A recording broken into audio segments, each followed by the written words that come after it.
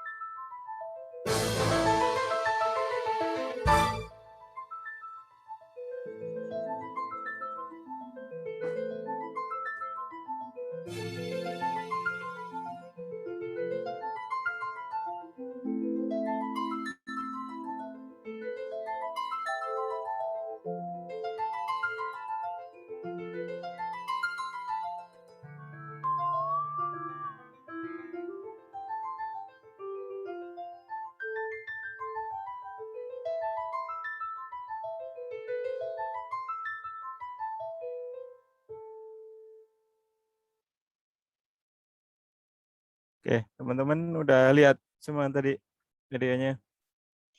Udah, Pak. Ya, oke. Menurut teman-teman apa itu isinya video tadi? Bebas ya, nggak salah juga, nggak disuruh push up. Jadi pendapat teman-teman aja. Mungkin dari siapa, Bu Nabil dulu. Apa itu menurut Bu Nabil? Maaf Pak, bukan Ibu. Oh, Tapi bukan Ibu ya, Bapak ya. Ya udah, ya, Pak Nabil. Silakan, Pak. itu kira-kira video apa ya Pak? Ya, itu saya tanya ke Bapak itu apa Saya belum pendapatnya paham dengan itu Pak. nggak paham ya. Ya. Ya, jadi kalau nggak paham nanti dulu ya. Jadi terus Bu Maria,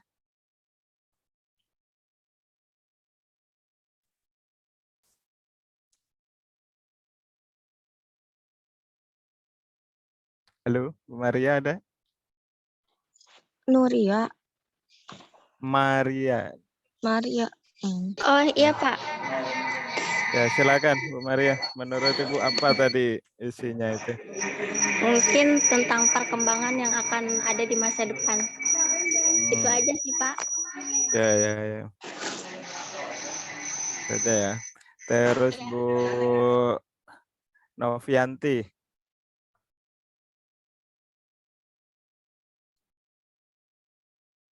Halo, Bu Novianti ada? Nggak ada?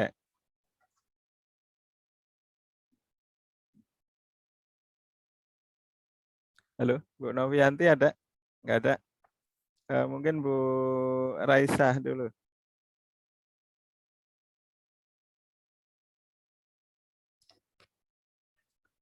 Halo,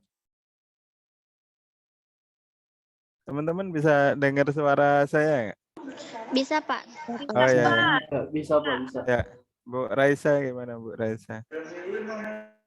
Iya, Pak. Apa itu menurut Ibu?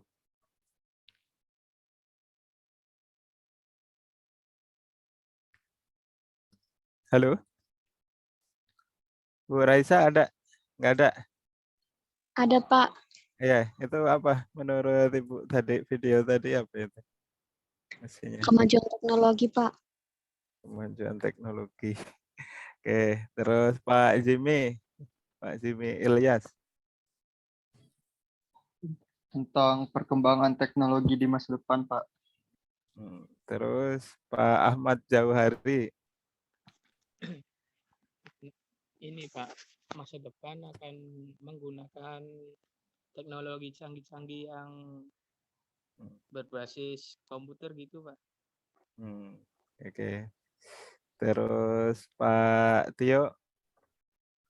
Itu Pak, video tadi itu menjelaskan kelak di masa depan semuanya itu ya 90% tuh menggunakan hologram Pak. Dan insya Allah itu akan terjadi kalau nggak kiamat Pak. Oke, terus Bu Ayu. Perkembangan teknologi di masa depan, Pak. Oke, terus Bu Novianti. Nggak ada ya, Bu Novianti ya. Kalau nggak ada Pak Nuriman. Itu minta pendapat ya Pak. Iya. Ya, pendapat saya sih lebih ke sisi negatifnya sih Pak. Ya, silakan. Jadi buat kesehatan kalau teknologi terus seperti itu bakal nggak bagus juga Pak. Oke. Ya. Terus Bu Nuria Ulfa tadi udah ya? Belum? Belum, Pak. Oh ya, silakan. Itu kemajuan teknologi sih, Pak. Soalnya kayak Hmm, masa depannya itu semuanya apa-apa pakai teknologi. ya, oke. Terus apa ada lagi nggak yang belum disebut namanya udah semua ya? Saya Siapa? Ya, silakan. Siapa yang belum merasa belum disebut silakan, nggak apa-apa. saya Pak Haryani. Oh ya, Pak Haryani, silakan. Itu kalau benar teknologi itu benar terjadi, kayaknya itu yang berlaku untuk yang punya duit doang kayaknya Pak. Terus Bu, Beneran. oke.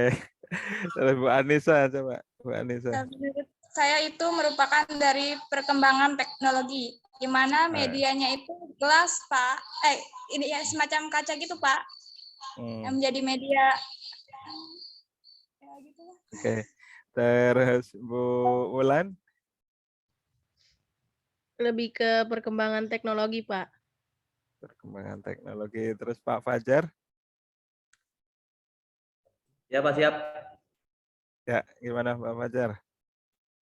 Ya, mungkin sama ke teman-teman Pak ya. Teknologi adalah keniscayaan.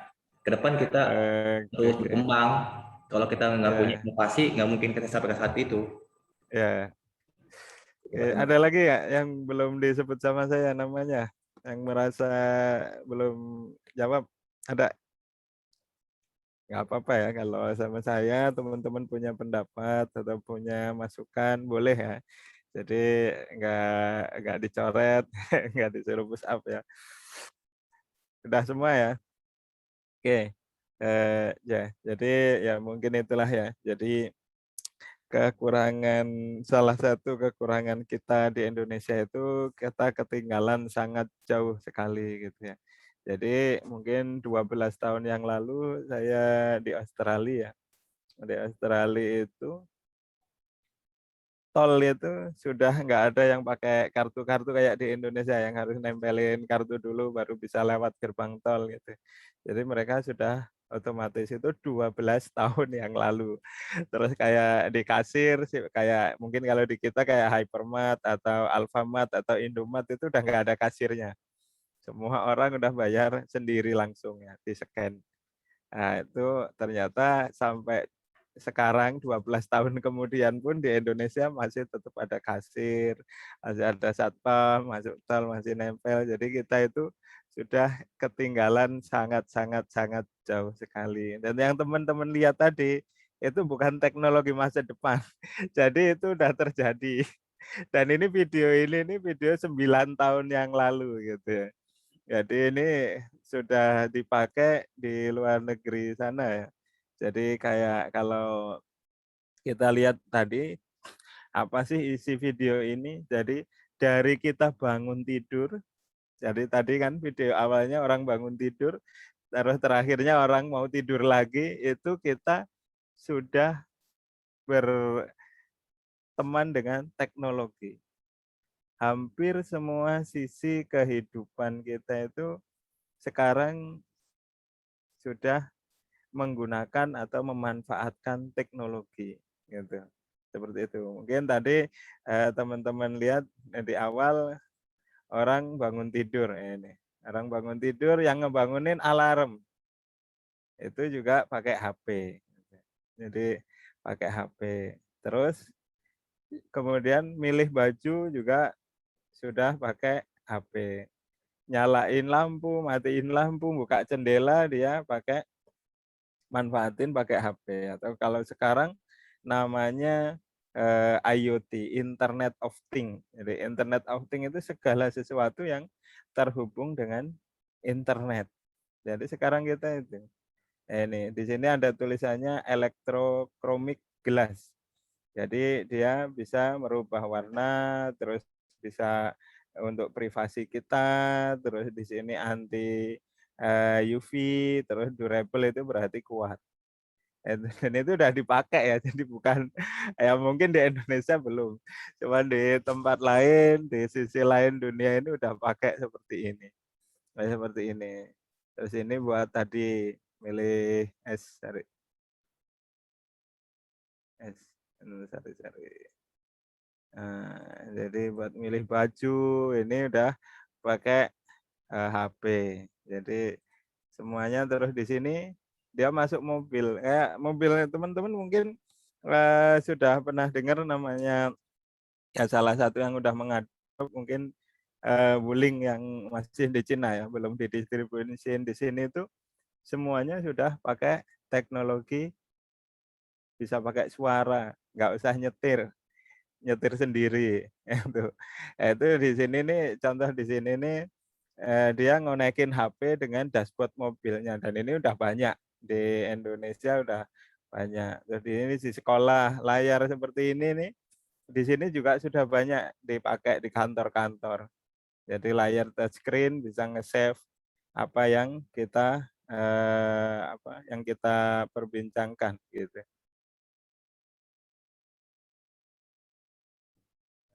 Yes, sorry. Nah, jadi seperti itu. Jadi intinya kita belajar pun di sini memanfaatkan teknologi. Jadi di sini murid-muridnya pakai tablet, gurunya pakai display yang lebih besar. Dan isinya sama semua. Dan hal seperti ini udah ada banyak dijual ya. Jadi layarnya ini kalau nggak salah 85 juta kalau buat di kantor-kantor itu. Itu udah tuh screen. Dan ini video yang teman-teman lihat ini video 9 tahun yang lalu. Jadi karena di sini nggak ada atau belum ada yang pakai, jadi kesannya ini adalah teknologi yang nanti buat ke depan ya bukan, ini udah ada dan ini udah digunakan. Jadi di sini anak-anak belajar warna, ya, di sini dan ini sudah ada semua. Kalau teman-teman beli di Tokopedia itu sudah ada semua, komponennya itu udah ada. Nah, aduh, sorry. Ini gimana?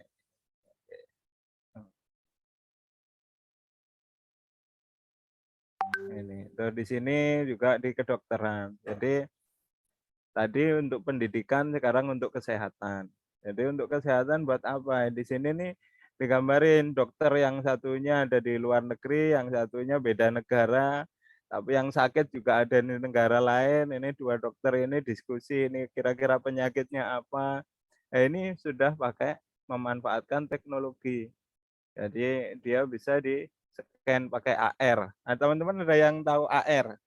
Augmented reality ada? Tidak ada yang pernah dengar? Jadi ini udah pakai namanya teknologi AR atau augmented reality. Mungkin teman-teman dulu pernah dengar namanya Pokemon Go. Ada yang sudah pernah dengar? Pokemon Go. Iya, Pak. Atau ada yang sudah pernah install. Ya, jadi itu kan pakai HP kita gini-gini kelihatan kalau pakai HP. Nah, itu ya sama kayak di situ ini memanfaatkan teknologi seperti itu.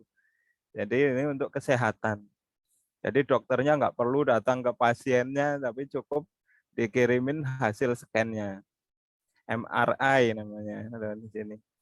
Nah, itu ya kalau yang MRI gini mungkin adanya di rumah sakit yang besar ya, kayak di Siloam yang semalam bayarnya 75 juta, ya itu ada MRI-nya seperti ini. Nah ini, jadi dia beda negara, ini pas lagi bikin scan-nya. Jadi dia bikin scan untuk MRI-nya. Ya. Ini dari Cina yang satunya di mana tadi. Jadi intinya beda negara. Ini hasilnya. Ini augmented reality-nya. Seperti itu. Nah, ini juga sama. Jadi ini pakai AR namanya, augmented reality. Jadi kalau teman-teman yang nggak tahu augmented reality bisa diketik di sini nih. Misalnya Pokemon Go, ini contoh. Nah, ini di sini. Jadi,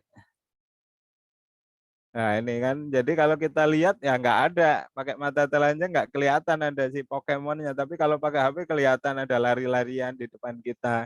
Ini sama seperti yang ada di sini. Nah, ini kan lihat dinosaurusnya harus pakai tablet, kalau nggak pakai tablet nggak bisa kelihatan gitu. Jadi, sorry, ini pencet. Nah ini, jadi kalau pakai tablet baru dinosaurusnya kelihatan. Nah, ini sama teknologi yang dipakai di game-game yang lain juga banyak. Bukan hanya Pokemon Go ya, itu yang gampang disebutin aja.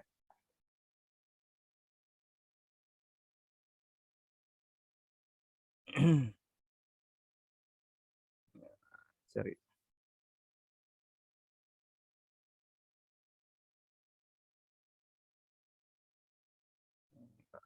Ada. Tuh. Nih. Nah ini, jadi ini kan hasilnya tadi direkam gitu dan bisa disetel di rumah. Nah, jadi ini dia ngerjain PR. Jadi tadi kan dia belajar warna, PR-nya ngerjain juga pakai online. Setelah selesai baru disubmit. Nah, jadi sama kayak anak-anak zaman sekarang sebenarnya, cuman beda implementasinya aja. Jadi seperti itu. Terus setelah itu tidur lagi. Nah, jadi ini gambaran dari kita bangun tidur sampai mau tidur lagi, kita itu bersebelahan dengan yang namanya teknologi. Terus tadi ada yang bilang ada lebih banyak sisi negatifnya.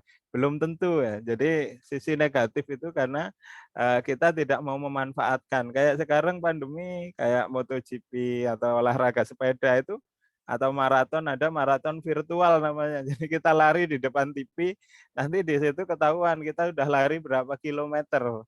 Seperti itu ya, itu juga sehat. Jadi kalau kita lihat sisi jeleknya ya selalu kelihatan jelek. Tapi kalau kita melihat dari sisi manfaatnya itu pasti lebih banyak daripada keburukannya. Jadi seperti itu.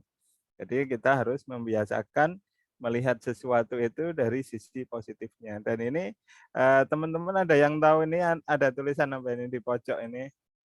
Corning. Ada yang tahu? Corning. Ada yang tahu di sini Corning? Halo? Pak. Nggak ada yang tahu. Kalau HP Samsung tahu. Ada yang nggak tahu HP Samsung? Tahu Pak kalau HP Samsung. Kalau Corning itu yang bikin namanya Gorilla Glass, pernah dengar? Iya Pak. Pernah dengar? Pernah, Pak. Dengar Gorilla Glass? Apa Pernah. itu Gorilla Glass? Layar. Jadi Gorilla Glass itu kan biasanya dipakai buat di HP ya. Yang katanya anti gores, anti pecah, anti palu segala macam ya, itu bikinannya siapa? Bikinannya Corning. Nah ini Corning Gorilla Glass 6. Nah ini Corning itu yang bikin layar-layar anti tembak, anti pecah di HP itu Corning. Nah ini dan ini tadi yang kita lihat ini adalah produknya dia. Jadi produk-produk dari si Corning itu. Jadi mulai tempered glass, terus ini buat di mobil. Nah ini terus ini fotovoltaik, ini semuanya adalah bikinannya dari Corning. Jadi ini bukan hayalan ya. Dan ini sudah dipakai di luar negeri. Ya itu kebetulan aja kita belum banyak yang pakai ya. Sebagian ada yang pakai, mungkin sebagian banyak yang belum. Ya karena seperti saya ceritakan tadi, 12 tahun yang lalu saya di Australia itu tol itu udah nggak ada pakai kartu, jadi masuk aja langsung ketahuan, oh mobil ini lagi masuk tol, langsung kepotong bayar tol. Sama bayar juga tolnya, cuman langsung kepotong, nggak perlu nempel-nempel kartu kayak di tempat kita saat ini. Seperti itu. Dan ini video ini udah 9 tahun yang lalu. Jadi kalau teman-teman lihat di sini, diketik Corning.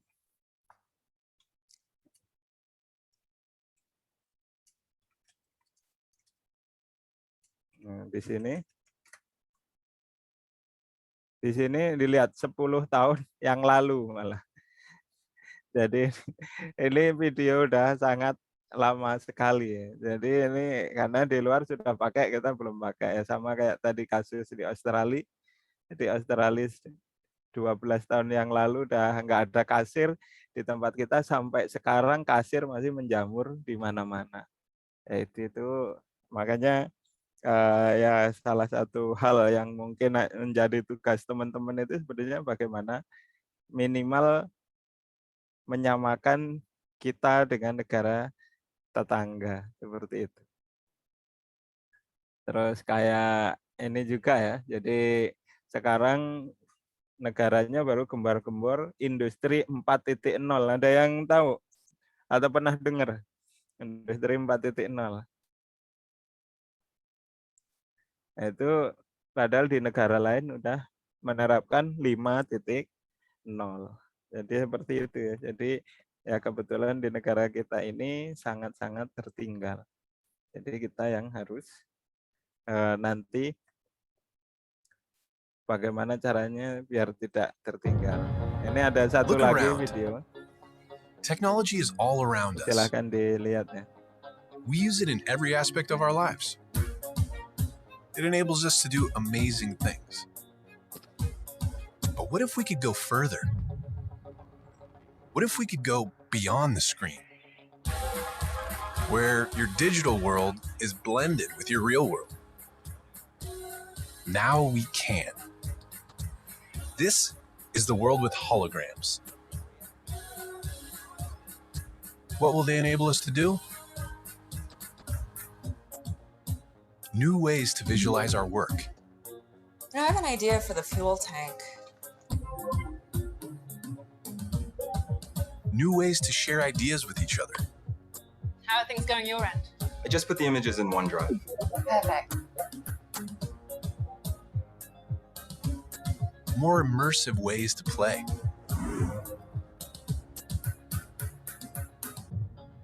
New ways to teach and learn. So put the new trap in the place of the old one. Now what? And tighten here and here. New ways to collaborate and explore the places we've never been. Look at this formation. Let's take a closer look.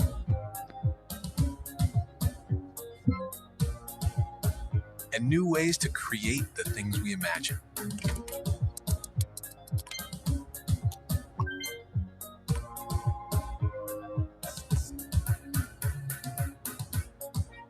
Because when you change the way you see the world, you can change the world you see.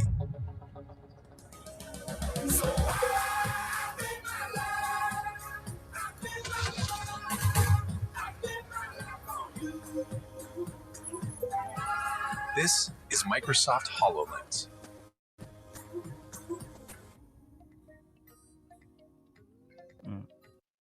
Ini juga sama ya. Jadi ini Microsoft HoloLens ini udah 10 tahun atau berapa tahun yang lalu. Dan ini sudah banyak dipakai di perusahaan ataupun untuk pribadi ya kalau di luar negeri. Cuman mungkin di kita masih jarang yang pakai gitu. Jadi Microsoft HoloLens itu kayak Google Glass seperti itu. Ya sama kayak tadi yang bisa lihat ya yang cuman yang pakai kacamata. Jadi tadi menunjukkan gimana mudahnya kita untuk lebih kreatif ya. Jadi untuk desain motor tadi, jadi motor fisiknya ada, kita tinggal tambah-tambahin, pengen dimodifikasi seperti apa. Itu tadi buat desain rumah atau buat ini neliti sesuatu yang ada di luar angkasa yang kita nggak bisa nyampe ke sana, tapi ada satelit di sana, terus kita bisa lihat langsung apa yang ada di sana. Dan itu ada ya, jadi Microsoft HoloLens itu sama, itu teknologi lama yang di kita kesannya itu adalah sesuatu yang baru. Jadi kalau teman-teman mau lihat di situ ada Microsoft HoloLens. Nah, langsung keluar di sini. Ini seperti ini. Nah, ini tadi buat desain. Nah, ini kayak ini bikin mesin. Terus di sini juga bikin buat tadi buat reparasi juga bisa. Buat nonton TV juga bisa kayak tadi dia nonton Netflix gitu. Nah, kayak gini buat ngerancang sesuatu buat kesehatan juga bisa. Jadi banyak manfaatnya. Jadi lebih mudah ini di kedokteran buat ngecek orang sakit. Terus ini buat bikin desain seni, ini buat arsitektur. Jadi seperti itu. Dan kita bisa lihat lebih dari satu tampilan ya, kayak seperti ini. Dia bisa lihat bola sambil ngelihat email, sambil ngelihat folder, sambil kerja. Itu seperti itu. Nanti ini. Jadi itu adalah contoh-contoh teknologi yang sekarang lagi banyak digunakan di tempat lain ya, bukan ya. Kalau di Indonesia ya mudah-mudahan nanti dari teman-teman ada yang punya ide menerapkan di tempat kerja ya silahkan seperti itu. Tapi yang pasti kalau di sini, kalau di Indonesia masalah utamanya itu adalah dari ininya ya, nilai uang. Jadi nilai uang di kita itu kan nilainya kecil. Rupiah itu di luar negeri hampir nyaris tidak bernilai seperti itu. Jadi kesannya ketika kita membeli sesuatu seperti ini, kesannya jadi mahal. Jadi HoloLens price di Amazon. Nah, di sini.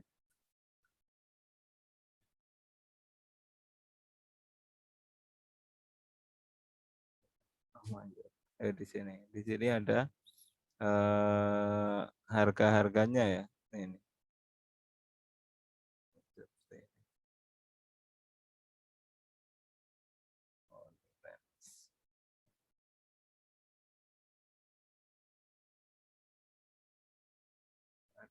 Kita coba di Tokopedia ya. Ada nggak? Microsoft HoloLens. Nah,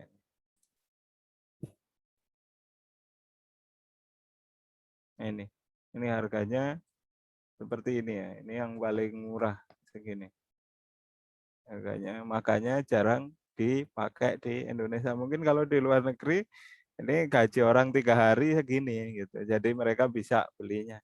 Nah, kalau di Indonesia ini mungkin gajinya orang setahun baru beli gitu. Jadi seperti itu. Nah, mungkin itu sebagai gambaran ke teman-teman ya, kenapa ya kayak yang tadi Gorilla Glass, Corning, terus HoloLens, teman-teman jadi ketinggalan.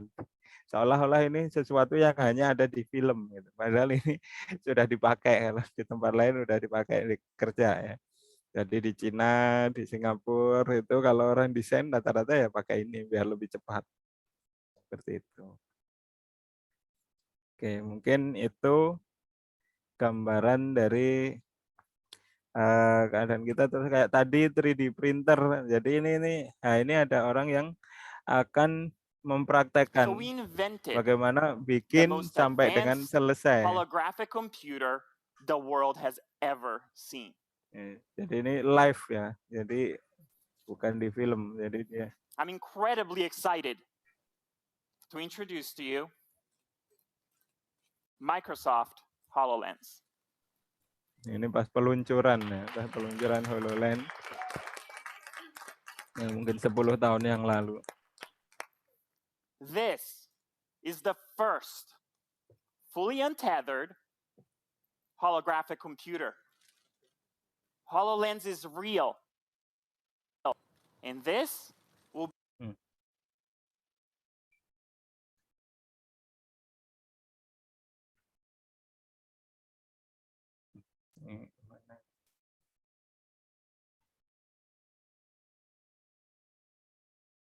Ini dicepetin aja. Nah, ini contoh ibu-ibu ya. tap, then gaze, then tap again. Now, voice commands are amazing in Holo Studio because HoloLens understands precisely where she's staring at. Glue touching. Okay, let's get some color on this, Alex. I think I'll go with a bright yellow. Let's put some of that here and there. Now, as Lorraine finishes building the first leg of the quadcopter, she's going to have to create 3 more. And notice how easy it is for her to mirror and then copy it. Mirror. Okay, I've got 2, but I'm going to need 4 of these, Alex. Let's get it right. Oh, right down. There. Good. Glue. That side. Good. Copy. Okay, I've got 4, but it's oriented wrong. Movement. Holo Studio is an entirely new way to work with 3D content. We call it Build 3D in 3D. Now, this is possible because holograms behave just like real-world objects. Okay, I'm going to get a few more pieces that I want for my project. Let's see. Go with this one first. Put that there. I think I'll get this dome piece. And I think I'm going to need a decoration for later. Put that there. Okay, it's UFO time. Let's get this right on top. Oh, too low. Resize. Holo Studio is simple, yet powerful tools make it easy for anyone to create 3D objects in just minutes. Okay, let's get that bright yellow again. There we go for this piece. I like where you're going with this, Lorraine. Why don't we show them the magnet tool? Okay. Magnet.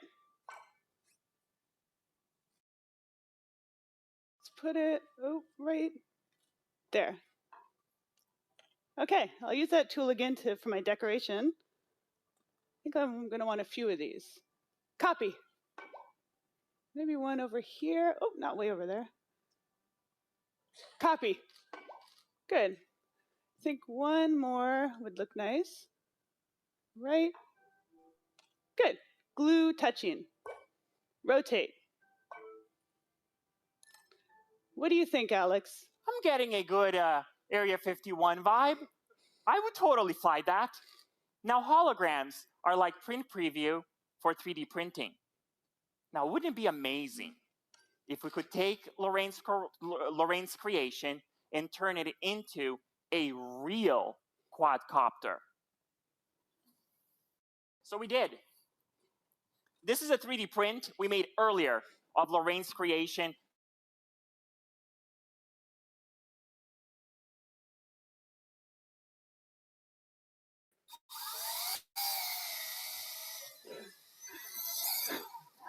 So much fun. Thank you. Thank you, Alex.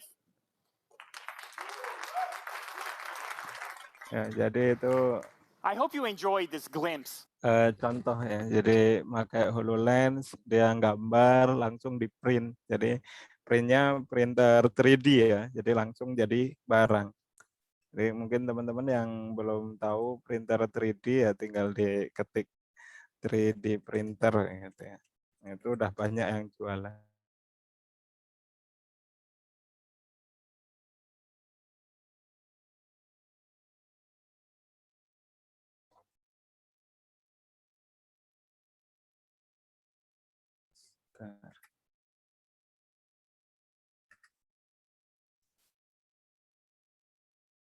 Nah, di sini. Ini udah banyak ya. Jadi printer seperti ini. Jadi kita gambar 3D langsung di print seperti ini. Nah, itu langsung bisa bikin sepatu atau bikin kesenian yang lain. Ini contoh ini bikin mesin. Jadi kalau tadi contoh orang bikin quadcopter ya. Jadi seperti itu. Dan ini udah banyak yang jualan. Jadi teman-teman kalau mau praktek, nah, silahkan. Misalnya kemarin ada yang cita-citanya setelah lulus mau bikin bisnis percetakan, ya bikin percetakan seperti ini juga lebih bagus. Jadi itu. Oke, tuh sampai sini silahkan. Teman-teman ada yang mau tanya silahkan. Ada yang mau tanya?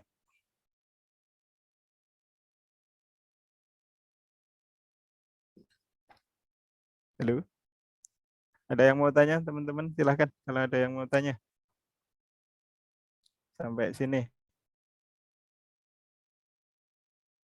Nggak apa-apa ya, kalau di mata kuliah kita mau tanya silahkan. Nggak disuruh joget. Boleh tanya apa aja, silahkan. Nggak ada. Oke, kalau nggak ada, ya silakan Pak Haryani. Ya, faktor yang menghambat perkembangan teknologi di Indonesia selain rupiah itu apa Pak ya? Selain itu yang pasti dukungan infrastrukturnya ya. Dukungan infrastruktur kita itu selalu tertinggal. Kayak sekarang di Indonesia baru mau 5G katanya ya. Jadi padahal di tempat lain itu udah ditinggalin, udah mau ke generasi yang lain. Terus kenapa kita ketinggalan? Karena begitu kita beli, apa yang kita beli itu udah ketinggalan. Kayak sekarang baru mau 5G dan belum semua wilayah bisa 5G gitu. Begitu Jakarta nanti sampai misalnya dari Sabang sampai Merauke udah 5G, di negara lain itu udah beda lagi, udah LTE, long term evolution gitu, udah pasti kita mau ganti lagi ya berat lagi karena waduh itu aja kemarin baru beli mau beli lagi dan itu kan harganya itu nggak murah gitu. Jadi untuk mengganti itu butuh waktu, butuh biaya. Kayak kemarin kita kan ngebut sama 4G kan. 4G begitu 4G baru juga sudah mungkin sebagian besar aja yang selesai tapi kayaknya di pedalaman belum kita udah ada 5G. Udah gitu 5G dan 4G itu teknologi berbeda. Jadi alat-alat yang sudah dibeli kemarin itu nggak bisa dipakai.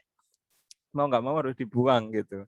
Seperti itu. Jadi itu juga terhambat. Terus yang pasti nggak ada niatan sih. Kalau yang paling utama itu karena nggak ada niatan dari pemerintah setempat. Misalnya ya contoh, kan itu pejabat hobinya kan jalan-jalan ke luar negeri. Mereka bisa lihat gitu. Mereka bisa lihat di Australia, di Singapura, nggak usah jauh-jauh gitu kan. Itu yang tetangga kita gitu. Mereka sudah seperti ini, kenapa mereka nggak punya niat gitu? Nggak punya niat, oh berarti di Indonesia bagus nih, nggak ada kasir, nggak ada ini, terus pakai tol nggak perlu ada bayar-bayar nempelin kartu, nggak perlu ada gerbang, jadi nggak ada macet ya. Padahal mereka sering ke luar negeri tapi nggak belajar itu. Atau mungkin nggak mau, tapi yang pasti kelihatannya sih nggak mau, gitu, nggak niat. Ya itu yang jadi penghambat gitu. Padahal kalau kita lihat pendidikan teman-teman kita atau guru-guru kita itu mentereng-mentereng ya, jadi Jerman, Jepang gitu. Terus paling dekat ya lulusan Malaysia gitu. Jadi padahal mereka lulusan seperti itu. Tapi kenapa mereka nggak bisa implementasi di Indonesia? Malah ada yang dokter tadinya di Amerika atau di lulusan dari Australia gitu, begitu pulang ke Indonesia ilmunya nggak kepake. Karena di sana sudah serba ada, teknologi serba ada, di Indonesia nggak bisa gitu. Karena nggak ada teknologinya, jadi dia nggak bisa kerja. Jadi seperti itu. Jadi ya yang pasti alasan utamanya sih selain ekonomi ya atau nilai rupiah itu yang pasti dukungan dari pemerintah itu kurang kalau sampai sekarang gitu. Dan mereka jalan-jalan yang katanya studi banding itu ya jalan-jalan. Bukan studi banding yang diambil tapi jalan-jalannya. Jadi kemungkinan besar seperti itu. Jadi itu yang menghambatnya. Padahal seperti kita tahu berita di TV ada lawatan ke Amerika, lawatan ke Jerman, lawatan ke Jepang seperti itu. Tapi lawatannya itu bukan dipakai buat belajar, ya cuma jalan-jalan aja. Foto-foto diupload di Instagram selesai, nggak ada hasilnya. Jadi seperti itu. Ya itu ya yang menghambat ya. Jadi ya mudah-mudahan nanti teman-teman begitu lulus karena sudah belajar seperti ini, saya harap sih ya implementasinya dari teman-teman biar ketinggalannya nggak jauh-jauh amat gitu. Jadi seperti itu. Itu ya penghambatnya ya. Jadi nggak ada inilah niatan harus ada itu dari pemerintah itu harus ada dukungannya. Seperti itu. Oke, ada lagi yang lain? Yang mau tanya silahkan, nggak apa-apa ya. Bebas, kalau di sini kan belajar. Jadi kalau belajar itu ya harus banyak tanya dan lain-lain. Silakan, kalau ada yang mau tanya. Saya Pak. Ya, silakan Bu Anissa. Pak, kalau microchip itu biasanya digunakan buat apa Pak? Kalau microchip itu kan berarti mikro itu kan kecil dan chip itu kan bisa jadi prosesor atau penghantar listrik ya. Jadi kalau namanya microchip itu berarti chip yang digunakan di peralatan yang berukuran mikro. Nah, jadi mungkin teman-teman ada yang pernah dengar Marvel? Iya, Pak. Apa? Marvel apa? Marvel komik. Marvel Studio, Pak. Bukan ya. Jadi yang saya maksud Marvel Semiconductor. Nah, ini yang saya maksud ini ya ini. Nah, ini teman-teman bisa lihat ya, share saya. Jadi ini Marvel Semiconductor. Jadi dia ini yang bikin prosesor.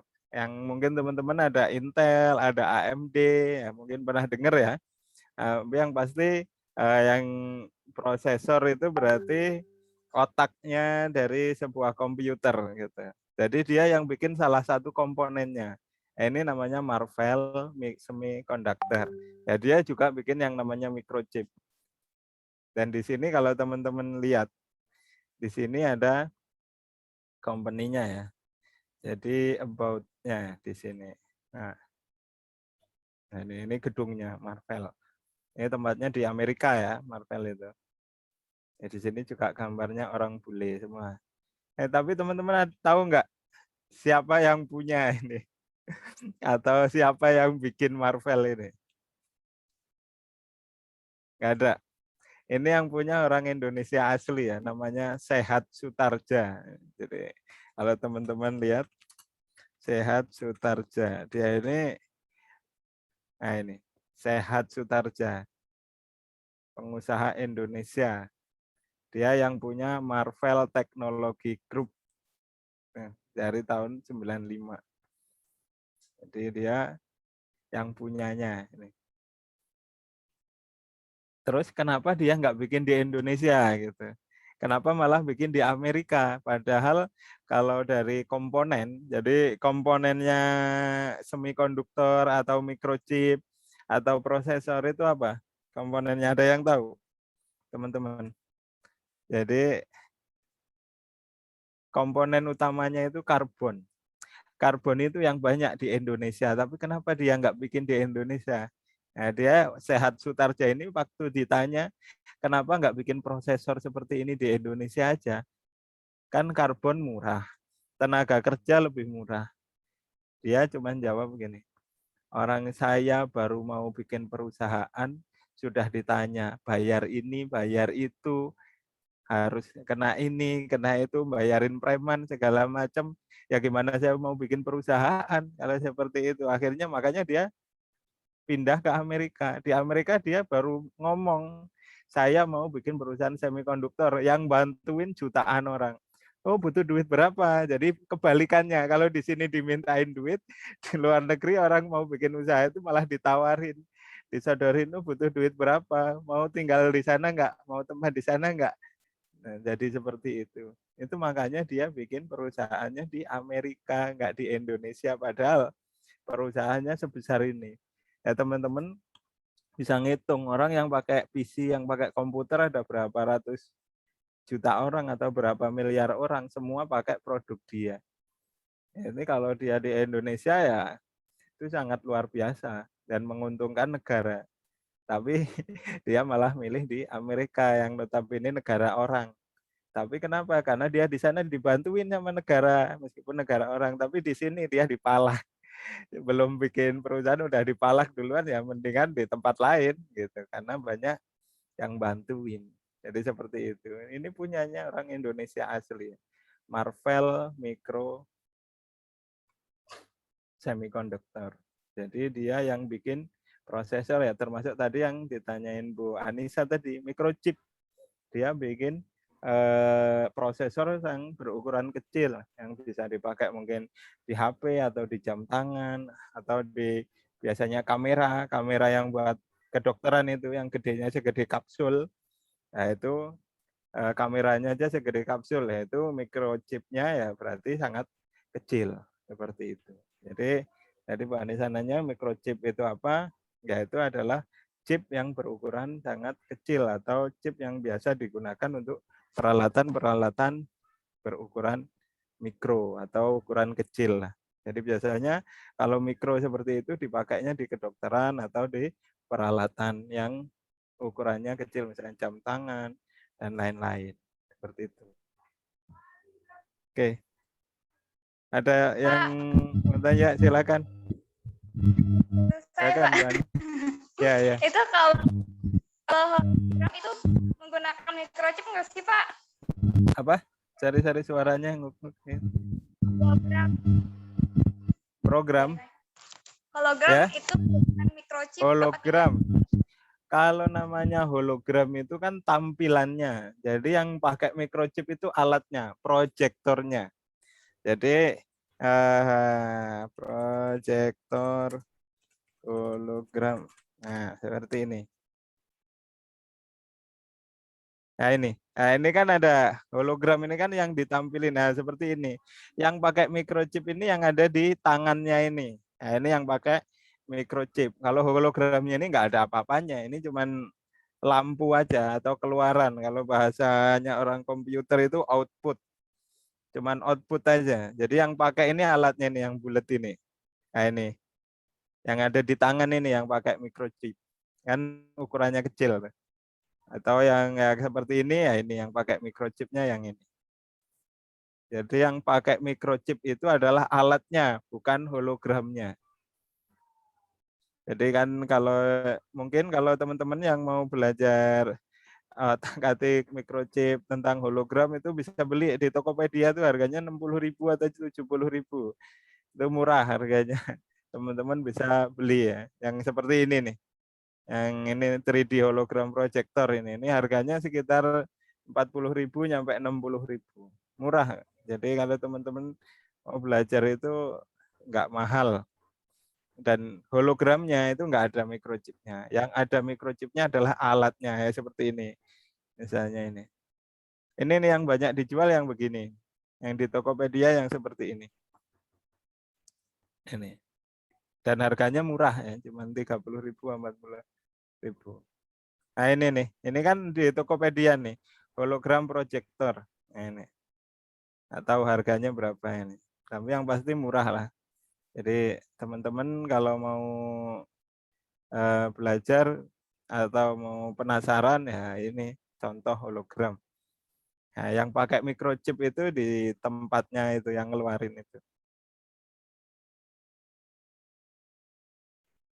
Oke. Ada lagi yang mau tanya, silakan. Jadi boleh ya, teman-teman tanya apa aja boleh, silakan. Pak, ini kan dari tadi kan ngebahas keunggulan dulu ya. Ada nggak sih Pak sisi negatifnya Pak? Kalau sisi negatif itu biasanya pemanfaatannya ya. Jadi pemanfaatan itu yang rata-rata negatif. Jadi misalnya kalau kita lihat tadi misalnya HoloLens, negatifnya apa? Misalnya dia punya desainnya bank. Nah, dia bisa simulasi. Nanti kalau mau nyolong di bank ini berarti saya masuk dari sini ke sana dulu, bisa lewat lorong yang ini. Nah, itu negatifnya. Salah satu contoh yang negatif. Jadi sebenarnya sisi negatif itu adalah pemanfaatannya, bukan barangnya itu sendiri. Misalnya teman-teman mungkin sudah pernah dengar atom, gitu, bom atom ya, yang meledakkan Hiroshima Nagasaki gitu. Itu satu bom bisa ngabisin satu kota, itu namanya bom atom. Nah, padahal atom itu dipakai di mana-mana gitu. Jadi atom itu dipakai di HP, terus atau nuklir gitu, ada bom nuklir. Padahal dia bisa dipakai buat pembangkit tenaga listrik, buat kesehatan, dan lain-lain. Jadi sebenarnya kalau kita bilang sisi negatifnya itu apa? Sisi negatifnya adalah pemanfaatannya untuk hal-hal yang tidak baik. Itulah sisi negatifnya. Sama dengan teknologi. Misalnya teknologi kayak kita sekarang, Google manfaatnya banyak, tapi negatifnya apa ya? Kalau kita carinya yang jelek-jelek, bagaimana cara bikin ngerakit bom, ya keluar di situ. Ya, itu jadi pemanfaatannya yang negatif. Jadi kalau tujuan utamanya itu selalu positif. Jadi nggak ada ilmuwan yang sengaja bikin sesuatu untuk hal buruk, itu nggak ada. Tapi kadang-kadang karena ada orang lain yang punya tujuan buruk, ya jadi memanfaatkan hasil tersebut untuk tujuan yang tidak baik. Jadi seperti itu, Pak. Jadi hal baik atau hal buruk itu biasanya adalah dari mana sisi kita mau memanfaatkan. Itu contoh sederhananya seperti itu, HP. HP ini kan alat yang bagus untuk komunikasi gitu ya. Bisa kita tanya orang tua kita yang jauh, bisa video call gitu. Tapi sisi negatifnya misalnya untuk prostitusi, orangnya saya jadi bisa jualan ini, bisa jualan konten-konten yang negatif seperti itu. Meskipun jauhan gitu, jadi bisa akses hal-hal yang tidak baik. Atau untuk teroris, jadi dia bisa komunikasi juga sama teman-temannya kan. Ya menurut mereka itu hal baik gitu. Tapi untuk dari sisi kita ya jadi hal yang tidak baik seperti itu. Jadi sebenarnya sisi negatif itu adalah dari pemanfaatannya. Jadi bukan si hasilnya, bukan hasil penemuannya. Jadi seperti itu, Pak ya. Jadi apakah itu atom, apakah itu nuklir, apakah itu misalnya kayak PLTA gitu, pembangkit listrik tenaga air, itu juga kalau judulnya buat listrik ya jadi hal baik. Tapi begitu ditemuin orang, wah ini bisa dikumpulin di sini, bisa buat banjirin orang sekampung, itu juga jadi hal negatif jadinya, jadi hal buruk. Jadi sebenarnya teknologi itu tujuan utamanya adalah untuk hal yang positif. Kalaupun ada yang negatif itu adalah pemanfaatannya untuk hal-hal yang tidak baik, itu yang sisi negatifnya. Jadi seperti itu, Pak. Ya, kayak mobil, misalnya teman-teman mungkin di sini ada Grab, ada Gojek ya. Nah, kalau di luar negeri itu udah nggak pakai sopir ya, jadi udah nggak ada driver di sana. Jadi teman-teman jangan kaget, misalnya kayak ke Amerika, terus mesen Grab gitu, yang datang mobil-mobil aja, kita masuk aja. Jadi udah nggak ada sopir di sana, mobilnya jalan sendiri. Dan itu mereka nggak pernah istirahat ya, 24 jam non-stop. Jadi seperti itu.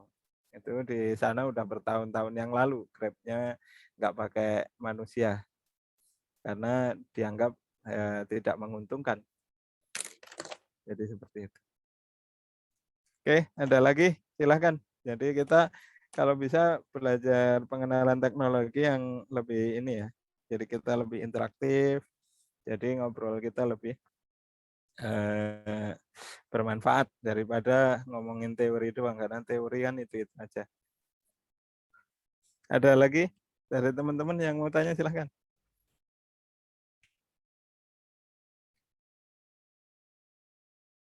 Nggak ada. Jadi kalau dari Bu Anissa tadi, hologram itu nggak ada microchipnya. Yang pakai microchip adalah alatnya, alat yang untuk mengeluarkan hologram tersebut. Oke, dari teman-teman yang lain silahkan kalau ada yang mau tanya. Pak Tio atau Pak Haryani, Pak Nabil atau teman-teman yang lain dari tadi itu aja yang tanya. Mungkin Pak Fajar atau Bu Malika. Nggak ada. Oke, kalau nggak ada kita balik lagi ke materi ya. Jadi kalau materi itu sebenarnya membosankan ya, karena itu aja. Nah, ini gambaran perkembangan teknologi informasi ya dan komunikasi. Jadi kemungkinan dulu pertama teknologi ada itu adanya dari ditemukannya namanya antikera mekanis. Jadi ini ditemuin 2000 tahun yang lalu umurnya. Tapi dia ternyata udah ada kalkulasi kompleks tentang sesuatu gitu. Jadi tentang kalkulasi sesuatu itu dicurigai asalnya dari planet Antikera namanya. Makanya dikasih namanya Antikera mekanis. Jadi itu orang-orang yang percaya bahwa planet Antikera itu adalah nenek moyang manusia yang ada di bumi gitu. Kalau itu dari sisi ilmu ya. Jadi di luar agama. Jadi kalau orang-orang ilmuwan itu percaya bahwa planet Antikera itu adalah asal muasal teknologi yang ada di dunia saat ini gitu. Dan itu ditemuin 2000 tahun yang lalu. Karena kalkulasinya sangat kompleks dan pada zaman itu kan orang masih lebih primitif. Tapi di situ kok ada alat yang sangat kalkulasinya sangat kompleks tentang perhitungan tanggal, perhitungan jam, seperti itu. Itu dianggap sebagai nenek moyang teknologi.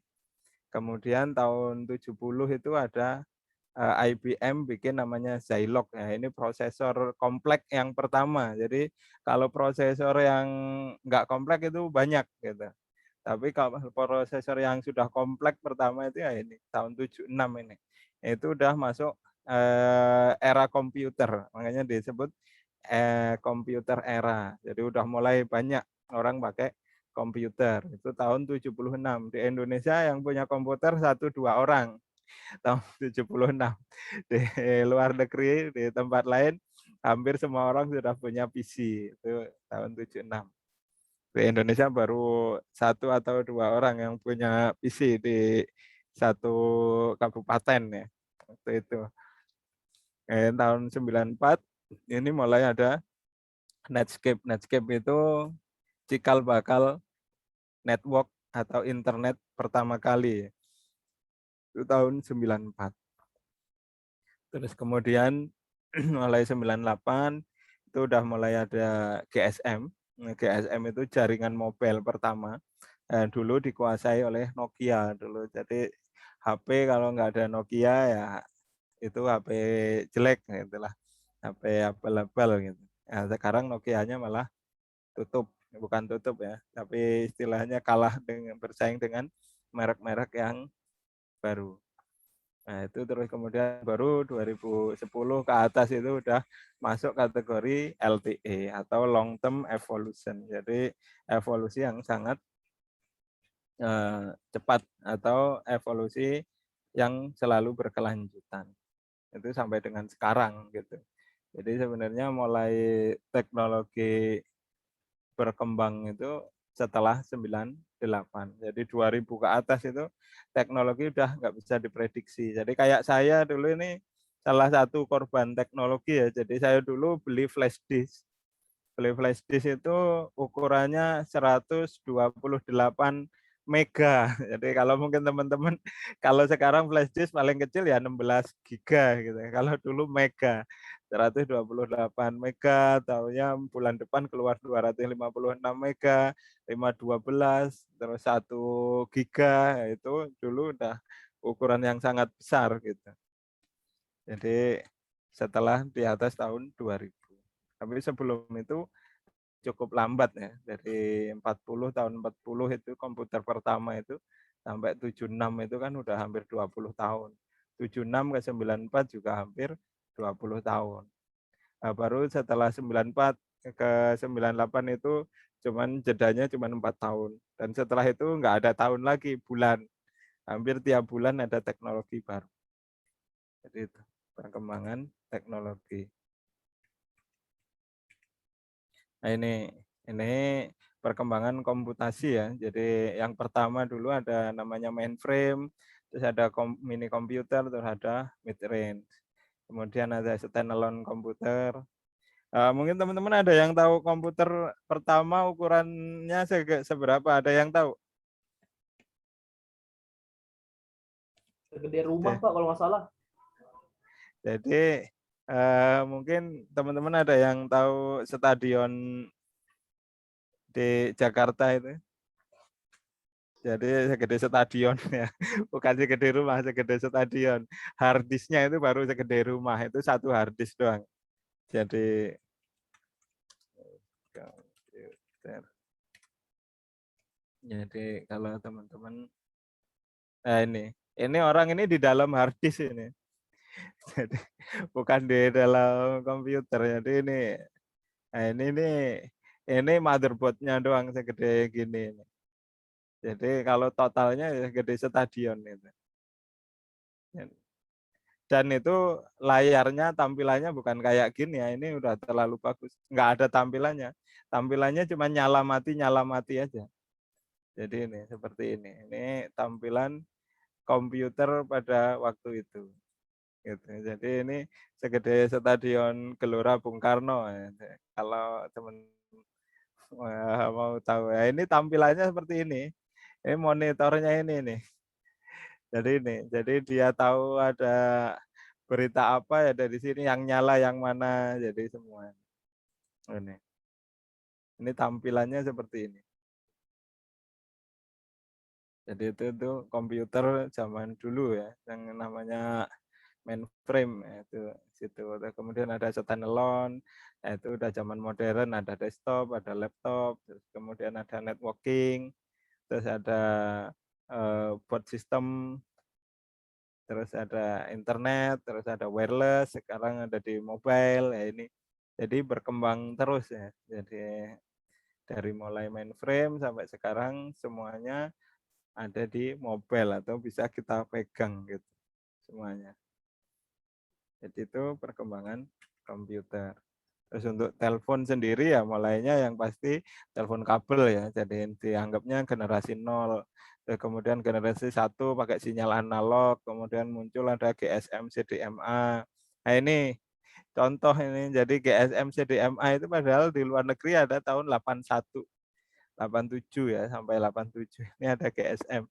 Di Indonesia itu tahun 2000 lah itu baru pakai ini. Jadi berapa tahun kemudian itu? Hampir 20 tahun kemudian baru ada di Indonesia. Itu udah contoh ya. Terus ada GPRS, ada 3G, terus HSPA, terus 4G, terus sekarang 5G. Kemudian setelah 5G ya LTE lah. Jadi enggak ini lagi, teknologinya udah nggak bisa dihitung, makanya dikasih nama LTE. Jadi intinya pokoknya teknologi perkembangan teknologi yang selalu berkelanjutan. Jadi ini untuk sisi telekomunikasinya. Jadi ini prosesor. Ya. Jadi di sini nih prosesor dibandingkan dengan telepon ya. Jadi misalnya ini di desktop ya. Jadi atau di laptop kita gitu. Di laptop kita itu dulu hitungannya mulai 95 nih misalnya 95 HP belum ada. Tapi desktop sudah pakai 100 MHz gitu. Tapi begitu setelah tahun 2000. Nah, setelah tahun 2000 prosesornya HP sama PC itu hampir sama di sini. Misalnya ini setelah 2005 ya. Setelah 2005 ini ya hampir sama. Sekarang apalagi ada octa-core, quad-core, hexa-core. Jadi HP udah sama dengan PC. Jadi udah hampir nggak ada beda antara PC dengan HP gitu. Apalagi kayak HP-HP yang mahal ya, yang kayak Samsung itu RAM-nya malah lebih besar daripada laptop. RAM-nya 16 GB, sedangkan laptop kita RAM-nya cuma 8 GB atau 4 GB. Jadi malah kalah sama HP. Gitu. Jadi ini perbandingannya. Dan kecepatannya pun juga sama ya, sekarang udah giga semua.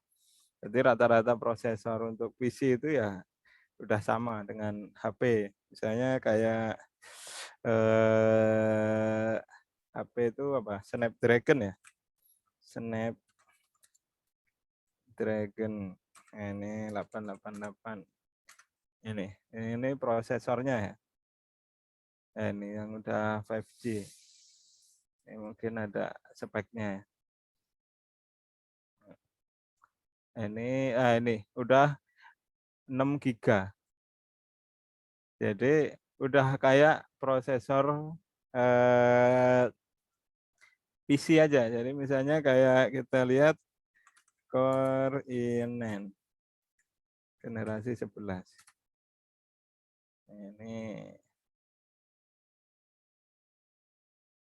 Ini di sini berapa? Di sini speknya. Ya ini. Malah 5 atau 4 GB ya. Malah kalah gitu. Padahal Snapdragon di sini 6 GB. Core i9 aja ini 5 GB. Jadi intinya kecepatan prosesor antara PC dengan HP itu sekarang udah hampir sama. Jadi itu. Jadi hampir nggak ada beda. Mungkin bedanya di thread-nya ya. Misalnya di sini 16 thread, di sini biasanya lebih kecil thread-nya kalau untuk mobile. Nah, di sini ada thread-nya. Ya, biasanya kalau mobile emang nggak ditunjukin thread-nya karena thread-nya lebih kecil ya. Biasanya. Beda thread-nya aja karena memang beda peruntukan. Ini. Jadi sekarang speed-nya prosesor HP sama prosesor PC itu hampir tidak ada bedanya, atau hampir sama. Nah, ini contoh. Ini punyanya Snapdragon yang lama lah ya. Jadi ini sudah support 2560. Terus dia kalau ini masih 4G, yang tadi yang 888 udah 5G ya. Support 5G, terus ini masih 2 GB, yang 6 GB, seperti itu. Jadi, tapi kalau Snapdragon 888 tadi yang pakai juga HP-HP yang harganya di atas 10 juta biasanya. Jarang yang di bawah 10 juta ya. Mungkin ada, cuman jarang. Gitu. Terus ini bandwidth, jadi bandwidth istilahnya dulu masih kilo ya. Jadi kilobyte. Nah, ini aja tahun 95, ini di luar negeri ya, di kita lebih rendah yang pasti. Jadi 128 kilo. Sekarang HP dengan internet rumah ya sama, hampir kecepatannya sama. Hanya kadang-kadang kalau Telkom gangguan, misalnya apa Speedy atau IndiHome gangguan, kita pakai HP. Sama-sama cepat, jadi hampir nggak ada bedanya gitu. Dan malah lebih cepat. Di sini contohnya yang pakai kabel itu 3 mega, CDMA udah 2,4 mega. Dan sekarang apalagi udah hampir nggak ada bedanya. Seperti itu. Terus ini untuk datanya ya. Jadi data di awal-awal dulu yang didigitalisasi ya cuman angka. Yang tadi komputer gede-gede itu hasilnya cuman angka ya. Jadi nggak ada huruf, nggak ada apa. Kemudian tahun 70 baru bisa digitalisasi teks. 90 baru mulai ada gambar, terus 95 mulai ada suara, terus mulai ada multimedia, terus kalau di atas tahun 2000 udah mulai nggak jelas, artinya semua sudah bisa didigitalisasi. Mulai dari angka, teks, gambar, suara, video, dan lain-lain. Apalagi sekarang hampir semua konten yang tadinya blogger jadi vlogger gitu. Jadinya orang yang suka baca sekarang lebih suka lihat YouTube seperti itu. Jadi itu tren digitalisasi dari data. Terus di sini kontennya dulu cuman objek aja ya, hitam putih, makanya disebutnya objek shadow. Nah, kemudian orang lebih suka dengerin, ngomong sama ngelihat. Jadi ngelihat majalah, terus ngelihat TV, dengerin radio. Nah, terus kemudian muncul multimedia. Terus sekarang lari ke virtual reality. Jadi kayak tadi, augmented reality tadi, itu masuk hampir sama dengan virtual reality. Cuman virtual reality biasanya feel-nya itu cuma buat kita, tapi kalau augmented reality orang lain juga bisa. Itu. Jadi ini evolusi dari konten. Nah, ini mungkin teman-teman yang belum tahu virtual reality ya kurang lebih seperti ini ya. Nah, ini. Nah, ini. Hello, Rose. Hello? Rose, it's Mummy. Do you want to see if you can pretend to hold my hand?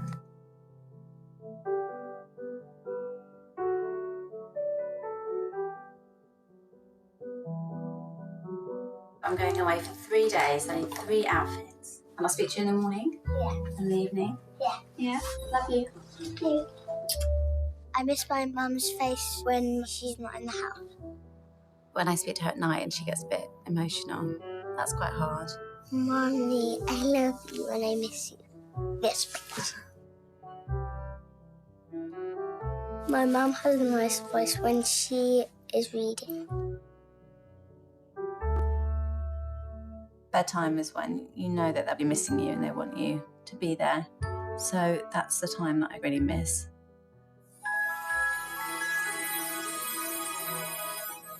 Hello? Ah, hi. Hi. Can you see me? Yeah. You can wave too. I'm going to read you a story now, Rose. Rose, dear, shall we go on a magical ride? Yeah? Far across land and sea. Together we'll visit side by side. Can you read the last bit? The most wonderful places to be. Okay, let's go. Hold my hand. We're flying! Can you believe it? Oh, look at all the penguins. How many are we going to find? 1, 2, 3, 4, 5. There's 5. Can you reach them? Look at the really big ones. It's over there. Just whistle or shout to bring them out. There's a big dinosaur. Look behind you. He must be their really big brother. It's like this big. Wow. Where are we? We're in space. Such amazing things we've seen. But the thing that makes them so magical is when you're there, Rose, by my side. It's the most wonderful place to be. Wow.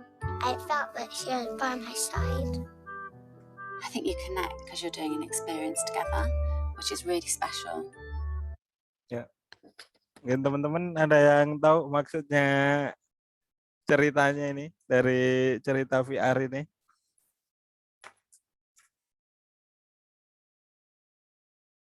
Halo? Ada? Belum, Pak. Ya, ini mungkin tadi kan di sini kita di ujung ini kan ada virtual reality dan tadi ini adalah contohnya ya. Jadi ini video tadi itu nyeritain si anak kecil ini tiap malam biasanya sama ibunya dibacain cerita sebelum tidur, dongeng sebelum tidur lah bahasanya. Kalau di luar negeri kan adatnya seperti itu. Kalau di tempat kita sih jarang. Ya ada mungkin cuma jarang. Jadi ternyata ibunya ada tugas di luar kota. Jadi dia nggak bisa nyeritain. Nah, makanya tadi ibunya pakai VR, anaknya pakai VR. Jadi meskipun ada di beda tempat, mereka seolah-olah ada di satu tempat. Jadi apa yang dilihat emaknya, yang dilihat anaknya itu sama. Jadi bisa lihat penguin, dia tadi bisa terbang ke kiri kanan, terus anaknya juga bisa dengerin emaknya cerita seperti itu. Jadi seolah-olah anaknya dengerin ibunya baca cerita kayak tiap harinya seperti itu. Jadi itu fungsinya dari VR. Salah satu contoh fungsi ya. Atau kalau teman-teman lihat film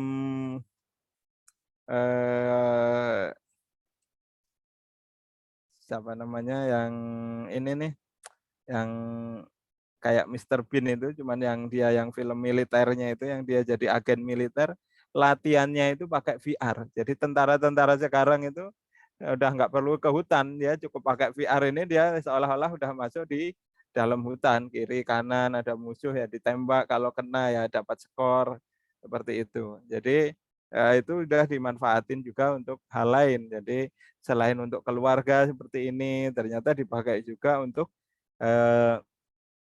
militer ya, untuk latihan militer, terus untuk latihan MotoGP, terus F1 itu rata-rata sudah pakai seperti ini. Misalnya mereka karena pandemi nggak sempat latihan ya mereka pakai ini karena feel-nya sama gitu. Misalnya mereka nabrak ya seolah-olah nabrak gitu. Jadi seperti itu. Nah, itu pemanfaatan dari VR dan sekarang sedang banyak dipakai ya, hampir ya kalau biasanya dipakainya ya untuk pendidikan atau untuk militer ataupun juga untuk perusahaan. Jadi pakai di banyak tempat. Oke, sampai sini ada yang mau tanya silakan. Masih ada waktu 4 menitan ya. Jadi mungkin teman-teman kalau ada yang mau tanya silakan. Ya untuk absennya absen masing-masing ya. LMS ya saya. Oke, ada yang mau tanya silahkan. Ada waktu beberapa menit lagi. Nggak ada. Oke, kalau nggak ada lagi yang mau ditanyakan dari teman-teman, mungkin cukup sekian ya untuk pertemuan kali ini. Teman-teman, kalau dikasih tugas, seneng nggak ini? Kira-kira?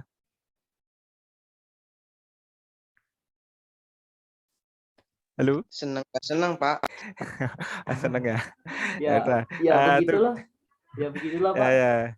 Jadi tugasnya teman-teman itu karena tadi ya orang kan sekarang lebih suka video gitu ya. Jadi saya kepingin teman-teman itu bikin review tentang teknologi ya, bukan teknologi yang sudah lama, tapi ya teknologi yang menurut teman-teman baru gitu.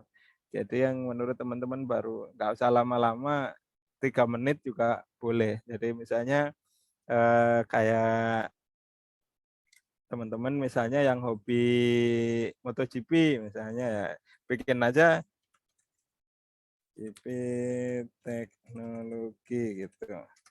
Nah, jadi MotoGP teknologi itu kan misalnya tentang aerodinamisnya gitu. Nah, itu boleh dibikin reviewnya aja. Ini contoh aja. Tapi kalau teman-teman sukanya buku yang lain atau seneng sesuatu yang lain ya silahkan. Misalnya seneng fotografi atau seneng komputer, seneng HP atau seneng mobil, silahkan. Yang pasti kira-kira teknologi apa sih yang ada di situ? Nah, itu teman-teman bikin reviewnya nggak usah lama-lama, 3 menit aja. 3 menit, kalau mau 5 menit ya silahkan. Tapi yang pasti minimal 3 menit lah. Karena kan dari Assalamualaikum, nyebutin nama, terus apa yang dibahas gitu ya. Silahkan. Jadi misalnya untuk teknologi di MotoGP atau di otomotif atau di tempat yang lain ya misalnya teman-teman ada yang kerja di JNE, teknologi apa sih yang dipakai di JNE itu untuk ngirim barang atau untuk nge-track barang atau yang lain-lain, atau tentang teknologi yang kedokteran misalnya, silahkan, atau yang di kasir atau di minimarket kerjanya mau ngobrolin teknologi yang ada di situ ya silahkan. Jadi bebas. Temanya bebas, teknologi apa saja, minimal 3 menit durasinya gitu, bikin videonya aja. Jadi ya yang pasti ada namanya, kelas berapa gitu ya. Jadi intinya bikin video review 3 menit.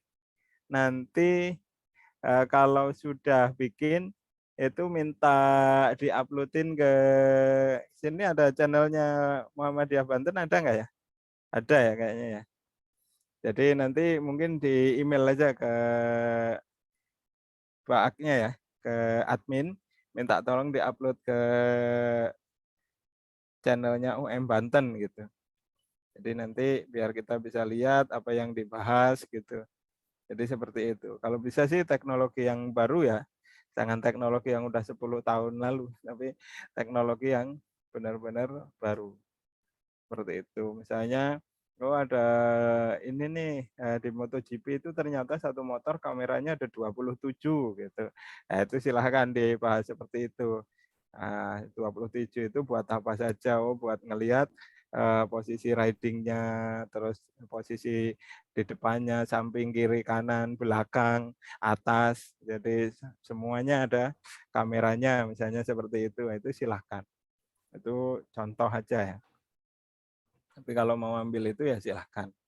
Jadi seperti itu ya tugasnya ya. Bikin review tentang teknologi yang menurut teman-teman teknologi tersebut adalah teknologi baru. Jadi terakhir ya minggu depan. Jadi minggu depan udah minimal harus sudah diupload. Jadi kalau bisa hari Jumat itu udah jadi. Jadi Sabtunya adminnya bisa upload ke YouTube-nya. Jadi seperti itu. Dan itu ya tugas ya. Itu saja. Ada yang mau tanya silakan.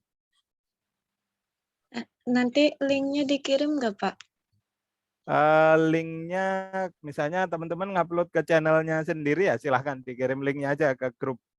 Gak apa-apa. Misalnya. Iya Pak, bikin di YouTube masing-masing aja Pak. Nanti linknya aja yang Oh kita kirim, kayak Pak. gitu.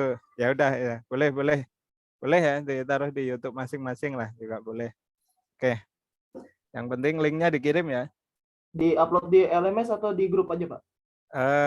Di LMS sama di grup. Dua-duanya. Jadi kalau di LMS kan buat ini, buat mastiin teman-teman udah ngerjain tugas gitu ya. Tapi minimal di grup lah ya. Misalnya nggak sempat ke LMS, ya ditaruh aja di grup ya. Ya, siap, Pak. Oke. Ada lagi yang mau tanya? Ada. Jadi nggak harus sesuatu yang canggih banget, yang sederhana tapi ada di sekitar kita dan menurut teman-teman itu adalah teknologi baru, boleh. Paling itu saja. Kalau nggak ada, terima kasih banyak atas partisipasi teman-teman. Semoga apa yang kita diskusikan hari ini bermanfaat. Assalamualaikum warahmatullahi wabarakatuh. Waalaikumsalam warahmatullahi wabarakatuh.